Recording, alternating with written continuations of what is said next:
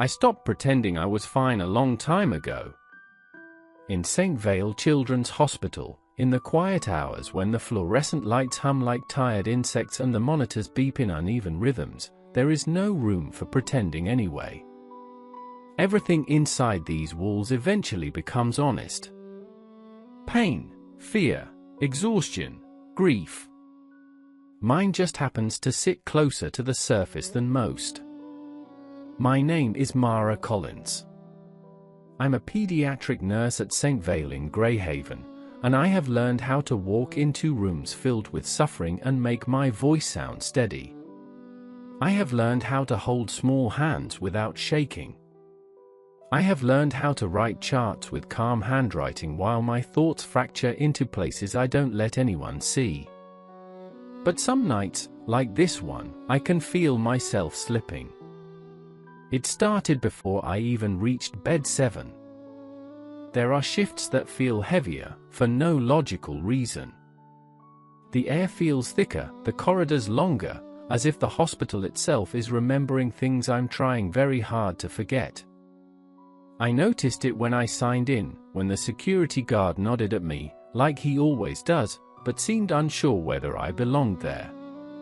I noticed it when I washed my hands too long, staring at my reflection in the metal sink until my face stopped feeling like mine.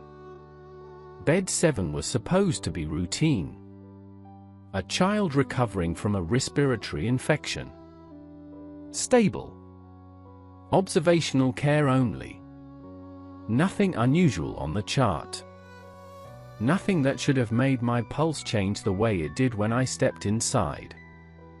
But the moment I saw her, a small girl, maybe 6 or 7, sitting upright in bed. 7 with her knees tucked under the blanket. Her hair was uncombed, in that way hospital hair always becomes. Soft, tangled, slightly damp at the ends from restless sleep. She wasn't crying. That was the first thing that struck me. Children in hospitals usually cry at some point, even if it's only in their sleep. She was watching me instead. Not with fear. Not with curiosity. With recognition. I remember pausing in the doorway longer than I should have. My hand was still on the frame when she spoke. "You were here before." It was said simply, like a fact she had confirmed rather than a question she needed answered.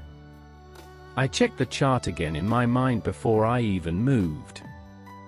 New admission. No prior visits recorded. No transfers. No history that could explain familiarity. And yet her eyes stayed locked on mine, like she was waiting for me to remember something I had deliberately buried. "I think you're confused," I said gently, stepping closer, forcing my voice into the shape I use for frightened children. But she shook her head slowly, certain in a way that didn't belong to her age. "No," she said. "You came before. You stood there." She pointed, not at the doorway, but slightly to the left of it, where the wall met the corner cabinet. A precise point, not random. A strange tightness formed in my chest, sharp and unwelcome.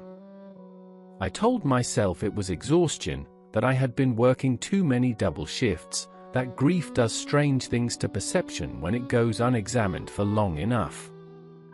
Still, I moved into the room.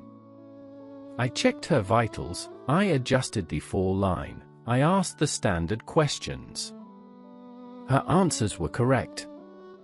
Coherent, normal in every medical sense, but her eyes never left me, like she was tracking something behind my face rather than my expression. At one point, while I was writing notes, she spoke again, so softly I almost missed it. "You used to smile more." My pen stopped. It was such a small sentence, almost meaningless, and yet it landed somewhere deep, somewhere it had no permission to reach. I forced a small laugh, the kind nurses learn to use like a shield. "Maybe you're thinking of someone else." But even as I said it, I felt the room shift in a way I couldn't explain. Not physically. Not visibly, just a distortion, like memory pressing too hard against reality. When I finished my checks, I told her I would return later. She nodded like she already knew I would. I left bed 7 with the strange sensation that I had forgotten something important inside that room, though I couldn't name what. The rest of the ward blurred into standard routine.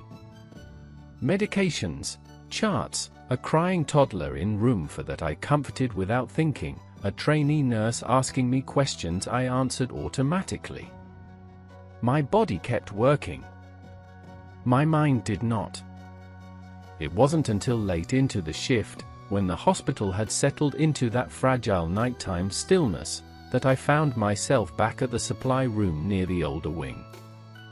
Remember deciding to go there?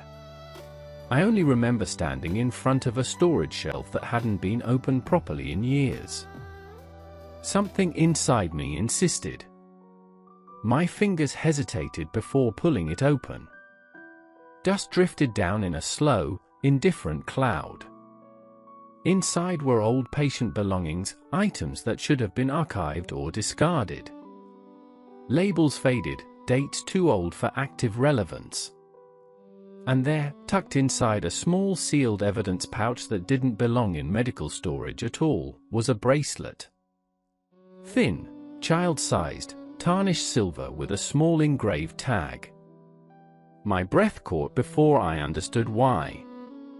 I knew that priest let, or rather, my body did before my mind agreed to follow. The engraving was faint, but unmistakable once I read it. J. Collins. For a moment, the world narrowed into something dangerously quiet. My son's name sat in my hands like something that should not exist. 8 years had passed since I was told he died in this hospital. 8 years since I stopped asking questions because every answer I was given felt final, sealed, irreversible.